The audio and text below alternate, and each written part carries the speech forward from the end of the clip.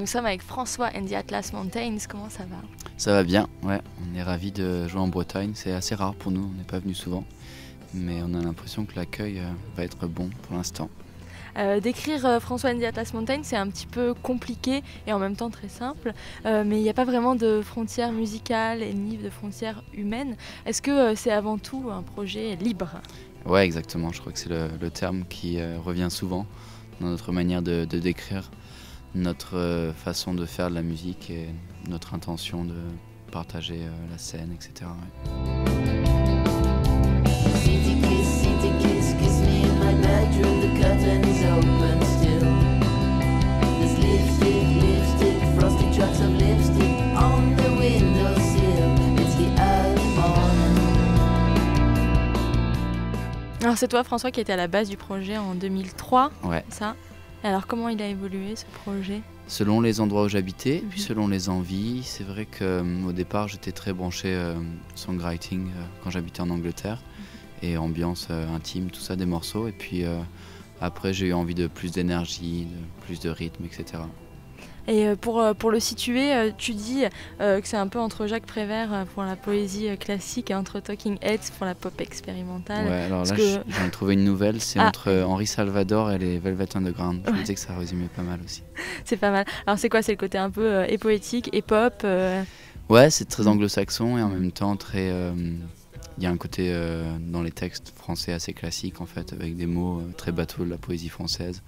Voilà, on fait beaucoup référence à la mer et au ciel. Voilà, mais c'est une volonté de rester ouvert, d'avoir un chant très ouvert.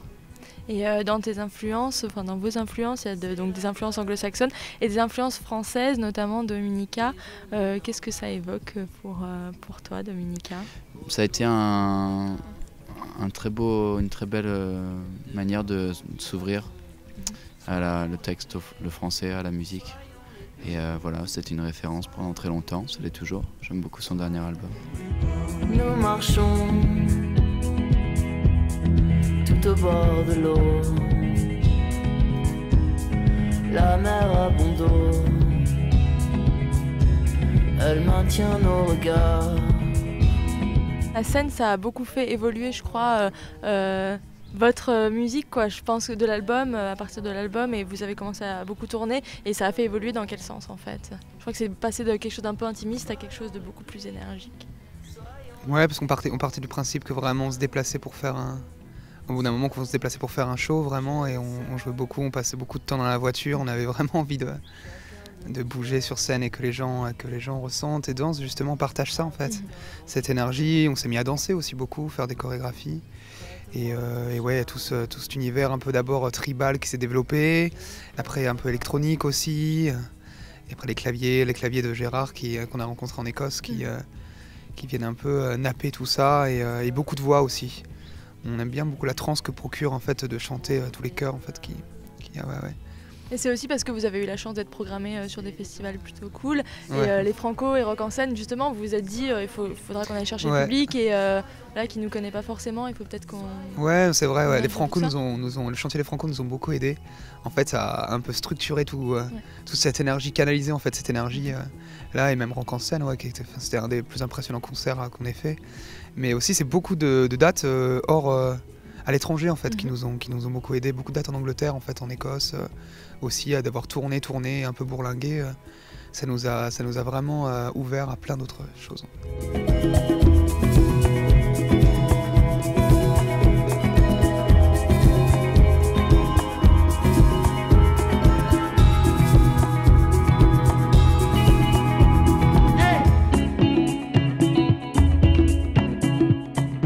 C'est l'album, on le qualifie un peu ou l'univers en tout cas d'assez contemplatif. Donc comment ça se passe pour l'inspiration? Elle vient d'où en fait? C'est justement si ça nécessite de la solitude, du calme, des paysages.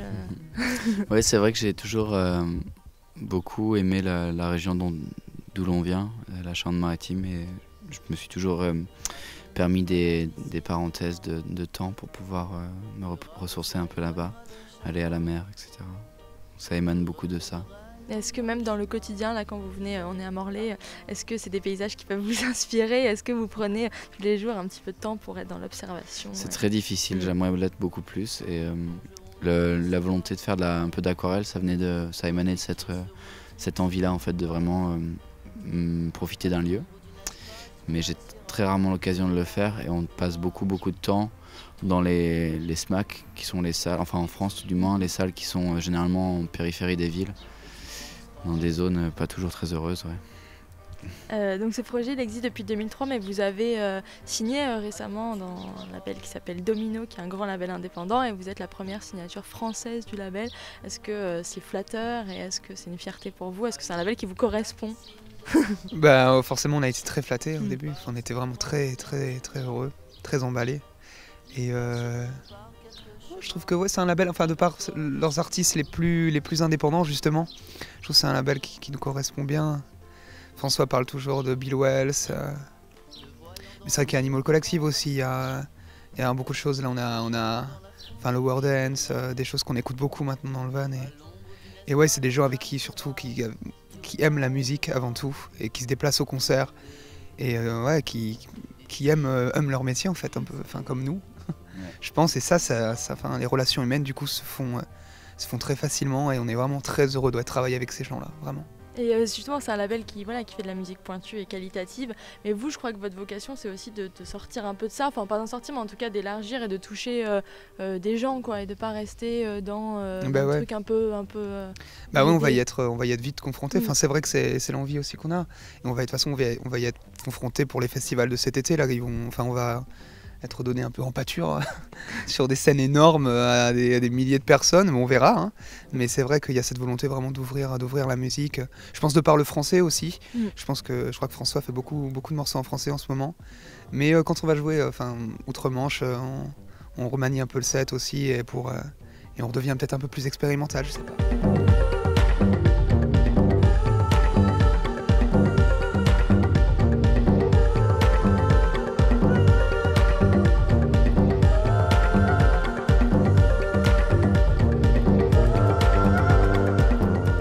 Est-ce que vous avez une idée de comment le groupe va évoluer? Parce qu'il a déjà beaucoup évolué. Alors en termes, j'imagine, de musique, tout est possible. Mais de formation et tout ça, est-ce que vous êtes ouvert? Est-ce que ça bouge? Ouais, récemment on a intégré Jean. Alors Jean, tu peux faire partager tes émotions.